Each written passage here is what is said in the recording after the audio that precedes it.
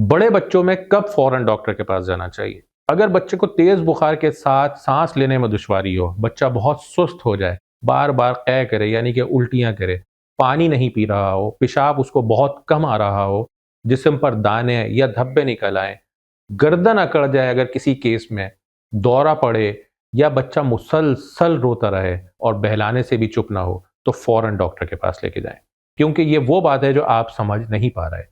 एक और अहम बात, सिर्फ़ थर्मामीटर का नंबर नहीं देखना, बच्चे की मजमूई हालत भी देखनी है कि अगर बुखार 101 है, लेकिन बच्चा खेल रहा है, एक्टिव है, पानी पी रहा है, बात का सही जवाब दे रहा है, आपको रिस्पॉन्ड कर रहा है, तो अक्सर इसमें घबराने की ज़रूरत नहीं। लेकिन अगर बुखार 100 है और बच्चा बहुत सुस्त है, बेजान या सांस लेने में मुश्किल महसूस कर रहा है, तो ये बात 101 बुखार से ज़्यादा संजीदा है। यानी कि फ़ौरन डॉक्टर से रुजू करें।